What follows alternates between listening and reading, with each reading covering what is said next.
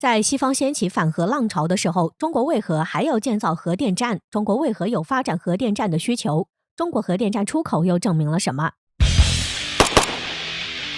面对传统能源带来的日益严峻的环境问题，新能源正在迅速崛起，而以核能为代表的新能源成为中国的着力点。据统计，截至2022年，全世界在建的商用核反应堆总共有50座，其中中国有16座，印度有6座，韩国有4座。在西方发达国家中，美国有2座，英国有1座，法国1座，芬兰1座。作为发展中国家，其核电发展势头要明显高于发达国家，而中国尤为突出。不仅如此，包括德国、瑞士、比利时等一些西方国家已经宣布，将有计划在未来退出核电。反核在西方正成为一种趋势。与之相对的是，中国还在拼命建造核电站，这又是为何呢？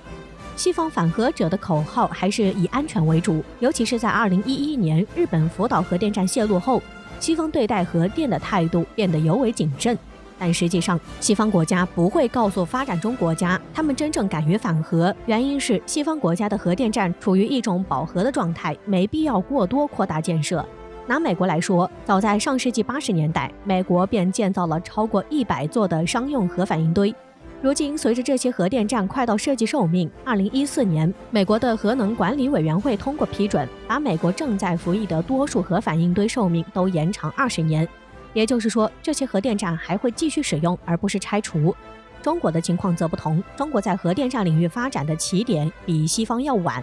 而从2000年到2020年，中国的全社会用电量翻了6倍，因此中国必须要考虑扩大发电量。而在新能源中，核能是最佳选择。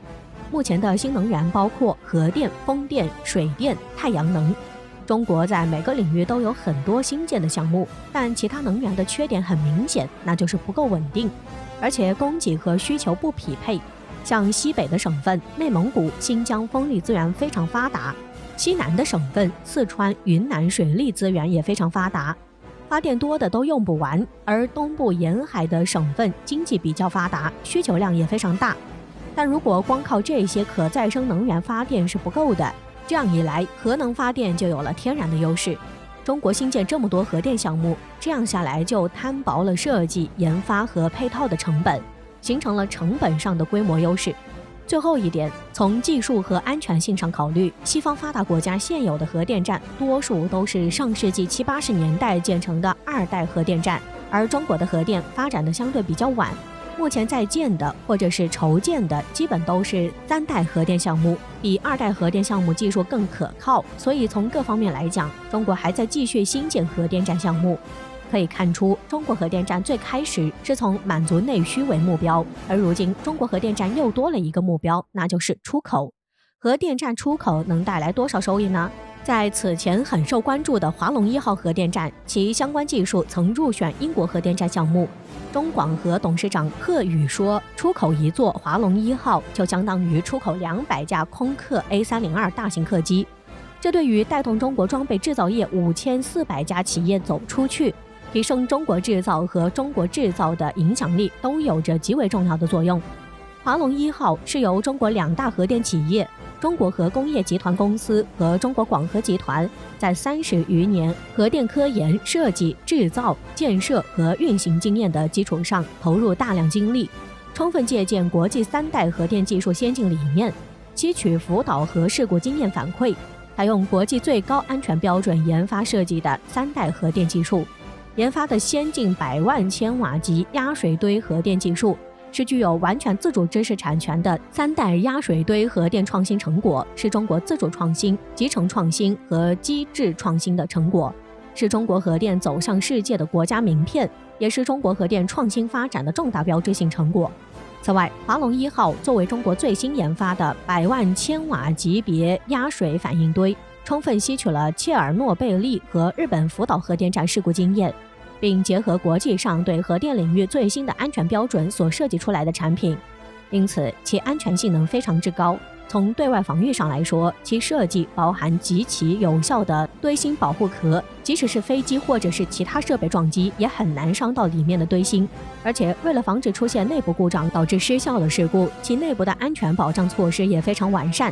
即使各种意外情况导致内部和外部失去了联络，其中的自动系统也能保证它继续运行72个小时，等到工程人员赶来救援。而在情况更加紧急的情况下，其内部储存的大量冷却水会被直接自动化灌注到反应堆当中进行冷却，避免出现堆芯爆炸等恶劣事件。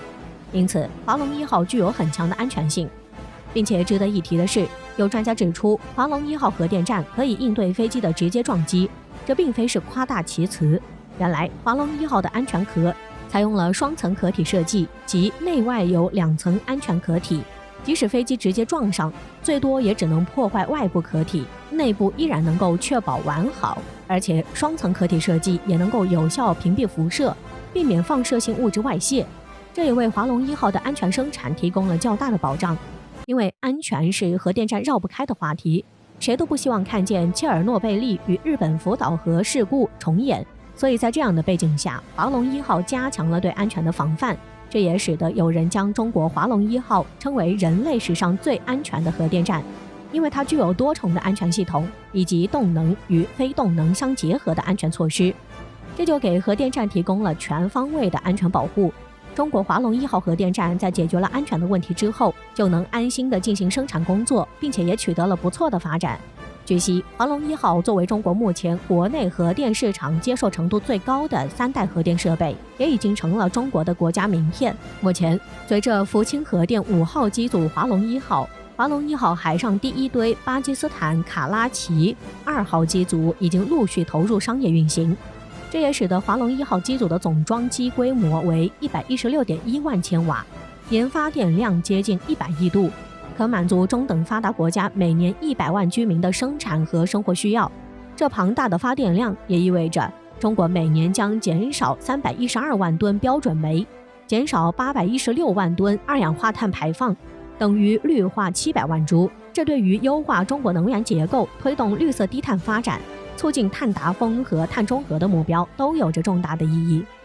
这里值得一提的是，华龙1号海上第1台巴基斯坦卡拉奇2号机组，作为中国华龙1号首个海外机组，也已经进行了在中国国内和巴基斯坦进行了长时间的稳定运行，这也将是中国华龙1号走出去的重要一步。对于这样的成功，也会使得更多试图发展核电的国家起到很好的带动作用，也能够让更多不具备核电技术的国家愿意出资购买中国的核电技术，最终加快中国华龙1号走向世界，赢得更多的海外订单，加快促进中国核电站的走出去，并且使得中国华龙1号核电在未来世界碳中和领域起到重要的作用。